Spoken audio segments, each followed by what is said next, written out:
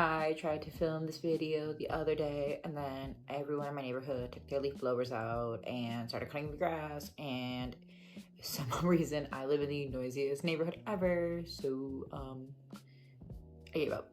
I got too frustrated and then my phone kept falling down. Was not the time.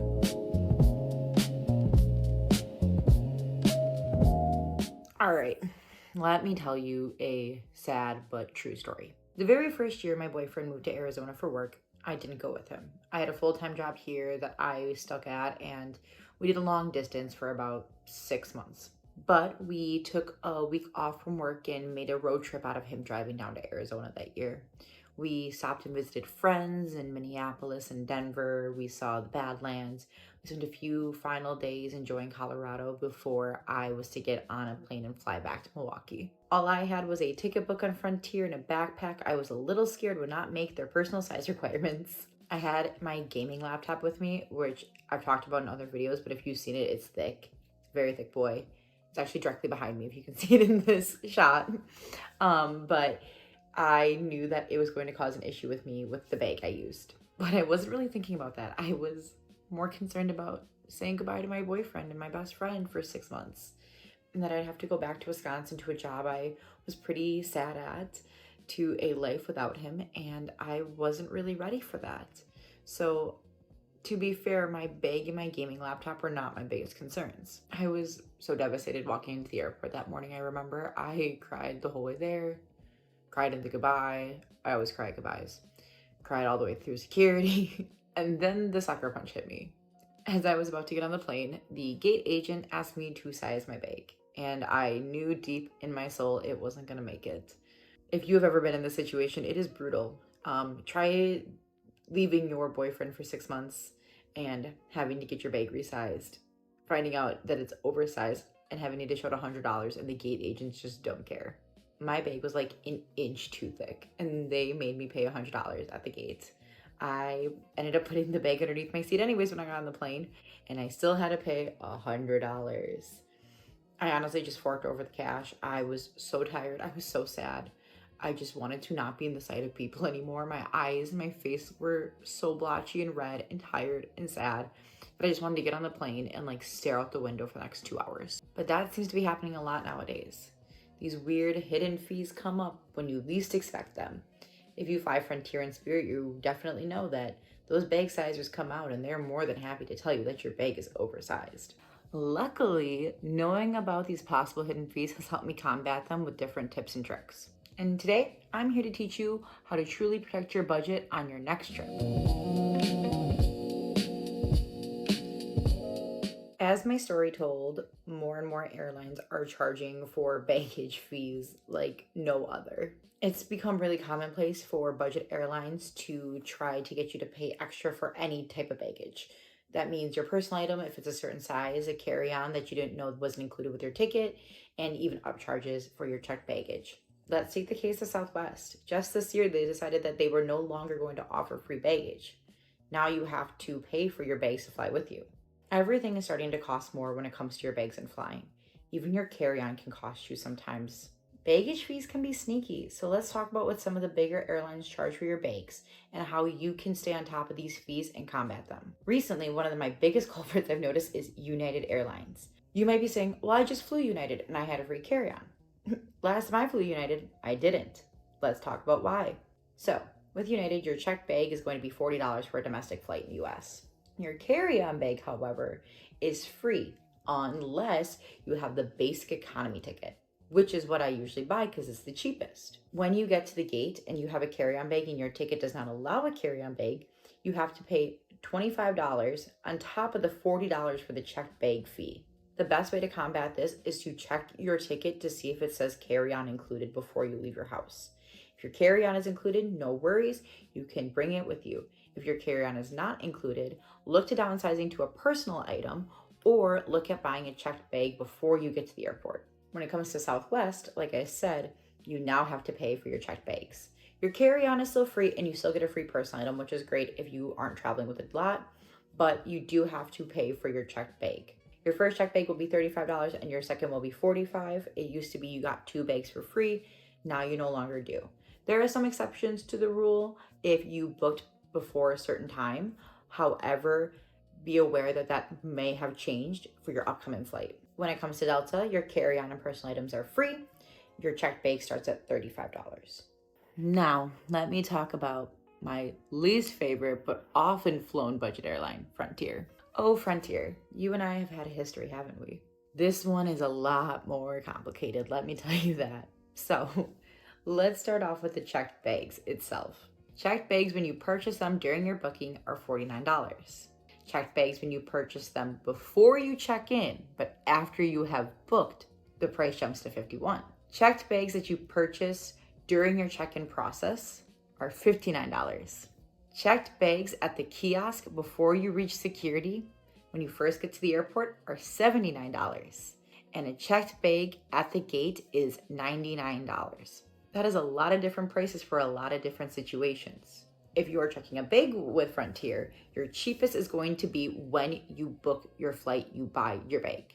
So before you book your flight, evaluate what you're going to need and see if you need a checked bag or not. Keep in mind that carry-on bags are not always included with Frontier flights. It really depends on your ticket and if you have like a Frontier credit card, for example. Now let's talk about the carry-on stipulations for Frontier, which is what usually gets people. When you buy a carry-on during your booking process, it is $54. Your carry-on purchased before you check in, but after you have booked, jumps to $56. Your carry-on when purchased during your check-in process is $64. Your carry-on at the kiosk before you reach security is $79. And the carry-on fee at the gate is $99. If you are not prepared for your Frontier flight and you don't know the baggage rules, you could easily be dishing out up to $100, as I have had in the past. And I knew the rules and I've dished out, I think, if I have to be honest, I've probably dished out $300 to Frontier at this point in time. It's exhausting. It's ridiculous. And I have to say, all 3 times I've dished out money to Frontier at the gate because they said my bag was too big, I still fit it underneath the seat in front of me. I think that's unfair, and I think it's stupid. If you are flying a different budget airline like Spirit, though I know Spirit is starting to go out of business and they file for bankruptcy and they have less and less flights, definitely also check their carry-on and checked bag stipulations online. They are not as strict as Frontier I've seen, but they can be, really depending on the gate agents. Frontier, I think, would honestly be like the strictest when it comes to carry-ons and the personal item sizes, so just double check before your flight. For Spirit and Frontier, this is where learning how to pack into a compact backpack is really helpful. If you want to learn more about how to pack in a backpack, please see my other video. I go through how I've packed in a backpack in the past, and it is really helpful, and I give some of my favorite tips and tricks of how to do it. The more you know about baggage fees, the more prepared you are going to be for your trip and your budget. If you're going to the beach, you might not need as much clothes. If you are going somewhere colder though, keep in mind layering and other items you might need to bring. And of course, if you are flying Frontier or another budget airline, just double check what you have bought, what you're going to need, and always look at your ticket beforehand so you know what you actually can bring and what is allowed in your ticket. Since we're talking about flying in the airport, let's talk about how you were going to get to the airport and what happens when you do get there. If you have parked a car at an airport in recent years, you know that it is expensive. While it's for sure one of the most convenient places to have your car after you get home from a trip, it is probably the most expensive for a reason though. If we really want to talk about cost effectiveness and how to save some money in this department, let's talk about something I'm also really passionate about, your community. This is my call to everyone out there. Please drive your friends to the airport. If you live in a city that has an airport nearby, offer your friends a ride to the airport. In this digital age, it often feels like we've lost touch with our communities. And honestly, I find that offering your friends small favors like, helping around their house, letting their dogs out, and giving them a ride to the airport is a good way to show people you love them without costing you an arm and a leg. I also think you should be doing this for free. I don't think it's controversial to give your friends a ride to the airport without asking for gas money.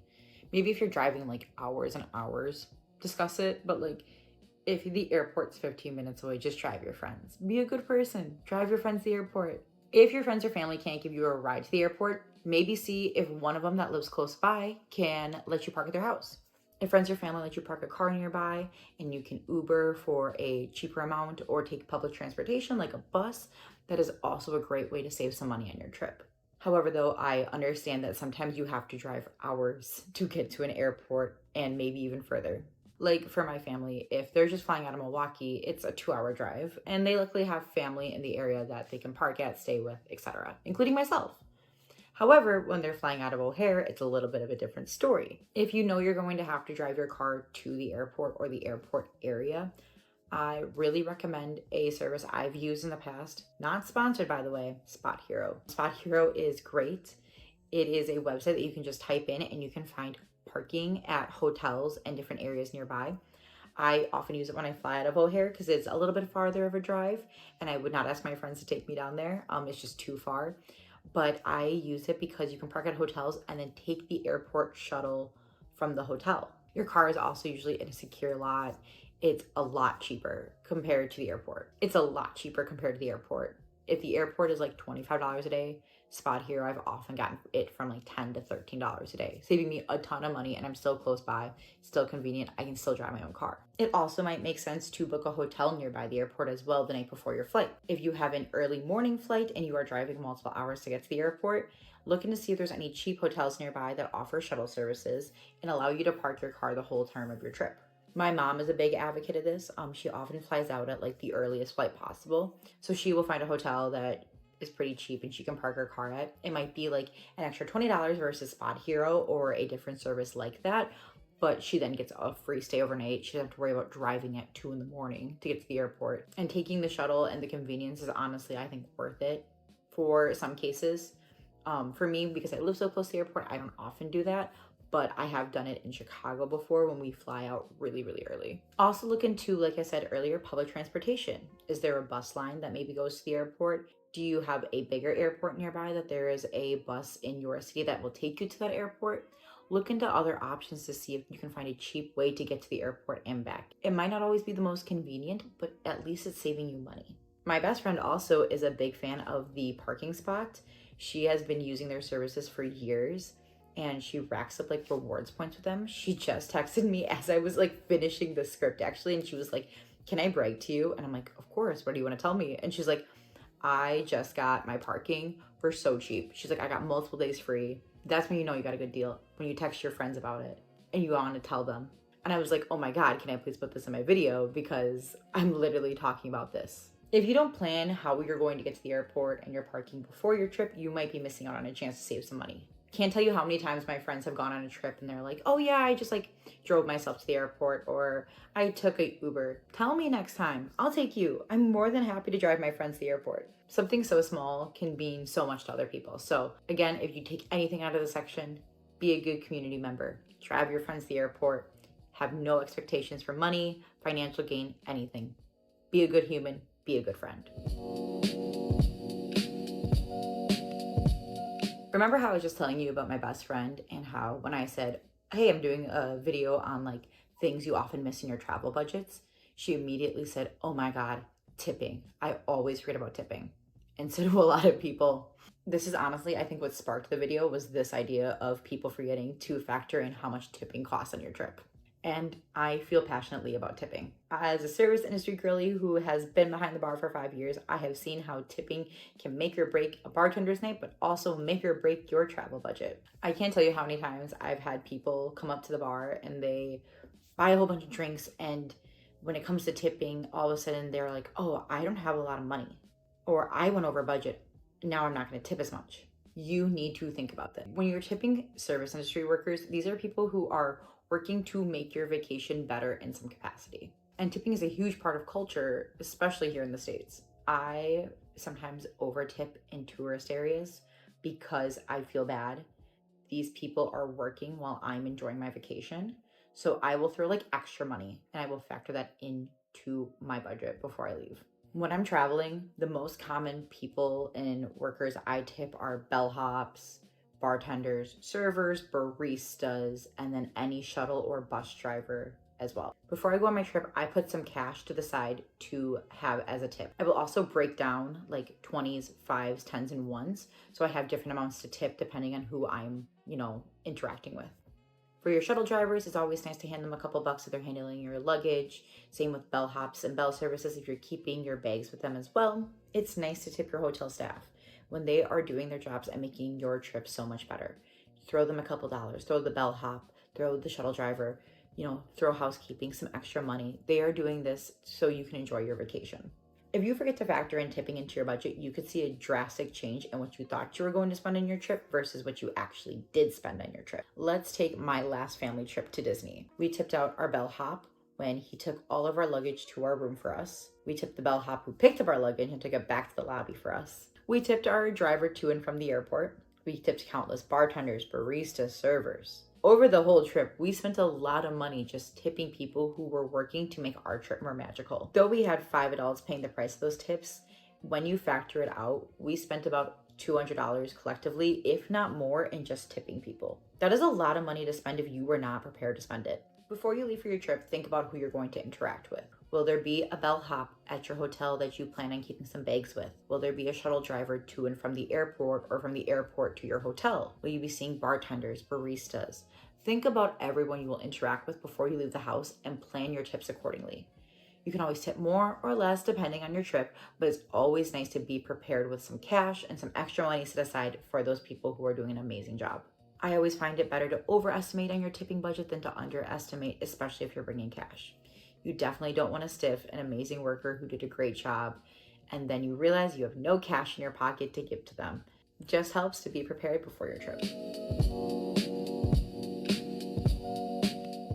So ignore the change in lighting. It is the next day after I filmed that entire video. I got to the last 15 minutes of footage to see that the entire thing was out of focus, which honestly has just been my downfall when I make these, and that's my own fault. There's no one to blame but myself. Did not realize I was out of focus and it drove me crazy editing, so we are going to just refilm it right now. I threw on the same sweatshirt as yesterday and we are just going to go for it. So we've all been at that point in the trip where we're about to leave and this little voice in the back of our head keeps telling us that we forgot something, but we ignore it because we definitely have everything.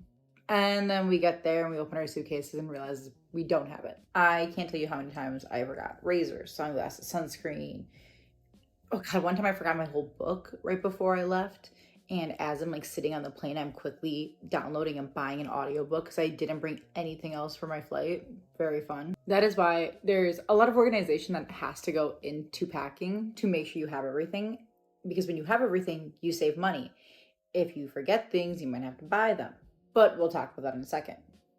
So before you leave, before you even open your suitcase, you need to have a packing list. I start my packing list weeks, if not months before my trip. Oftentimes, I just have a notes app on my phone, and as I think of things, I'll write it down. For example, on my last trip to Disney, we were going to be bringing a whole bunch of stuff that I normally wouldn't bring on vacation, including decorations for my mom's birthday. I kept forgetting to write that down. A week before the trip, I was like, I need to grab those decorations. Finally wrote it down, finally remembered it. To create your packing list, you can consult a number of different resources. First and foremost, you can look online to see different packing lists for where you are going and what people recommend. Second, you can use the knowledge of your friends and family who have maybe gone to this location. If you're going somewhere new for the first time, see if any friends and family members have been there and what they would recommend. Maybe they brought something that they thought they were going to use and they didn't, or maybe they wish they would have brought something. It's helpful to consult the resources that you have right at hand. If you're going with other people on the trip, check to see what they're bringing. Maybe they thought of something that you haven't. Or, even better, maybe they're bringing something that you don't need to bring now. For example, everyone in the group does not need a lint roller. You need one lint roller per group. Okay, so you've packed everything for the trip. You're on the trip and then you open your suitcase and you did forget something. What are you going to do now? I have a few solutions for you. The first is, do you actually need the item? Be honest with yourself. In that moment, you might be panicking that you forgot it. But do you actually, honestly, truly need it for the rest of your trip? For example, if you are on a trip and you forgot your razor to shave your legs, but you're also going to be in jeans the whole time, do you really need it? Say if I did forget those decorations for my mom's birthday, I probably just wouldn't have decorated our hotel room. It's simple as that. I didn't need to spend the extra money to decorate it in the end, though it would have been nice. Really consider if you're going to need the item or not. If you don't, be okay with just letting it go. You don't need to spend the extra money. The next is, if you're staying at a hotel, check with the front desk to see if they possibly have that item you could use. For example, with the lint roller, there's always a chance the front desk has one for you to borrow. Maybe you need a steamer. Always see what amenities are available to you before you go out and buy them. It doesn't hurt to ask. That's the worst they say is no. You are already planning on buying it anyways. You might as well see if they have it available. And finally, say you do totally need that item. See if you can find a cheaper alternative to buy it. I mentioned it before, I love my dollar stores. See if you can go get the item there. It might not always be the best quality, but at least it'll be working and you'll have it for your trip. One of the worst places to get things that you need last minute is the airport, I've learned. Over the years, when I've forgotten like headphones or different accessories, the airport isn't always the cheapest and it's not the most reliable. The time I forgot my book, I said, oh my God, I will just hop in and buy a book real quick. Wrong. All the stores were closed. I had to get that audiobook. It worked out. I actually love the series, but that's a different story. But genuinely, just think about what you need, what you don't need, and be realistic about your expectations on the trip.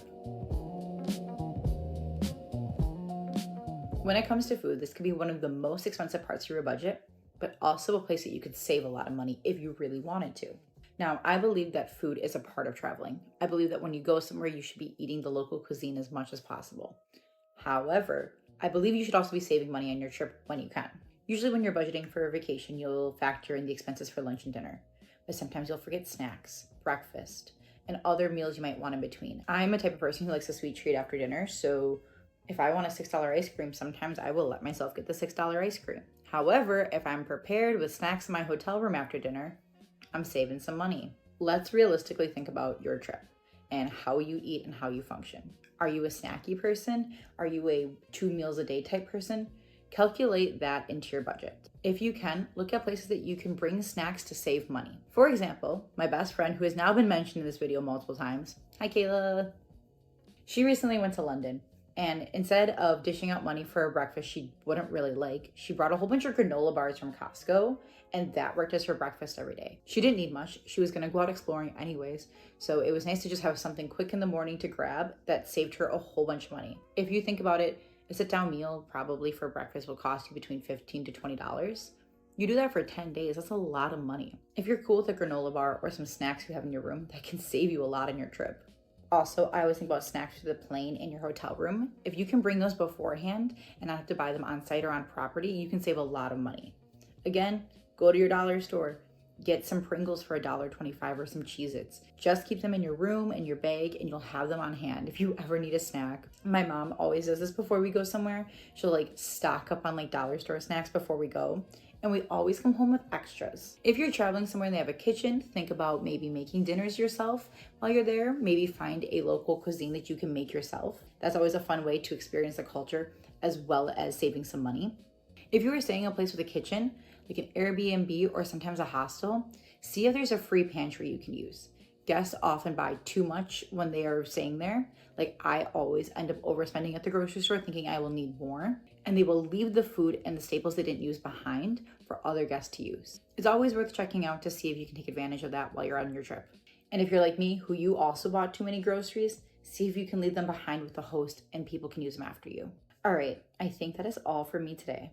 Again, now that I've finally finished re-recording this video, and I hope this one is not blurry, I'm crossing my fingers. I thank you all for sitting here and listening to my travel tips today. Down in the comments, let me know your favorite budgeting tips and tricks, and also let me know where you're heading to next. I'd love to hear. I hope you have a good week. See you next time. I swear to God, I live in the loudest apartment on planet Earth.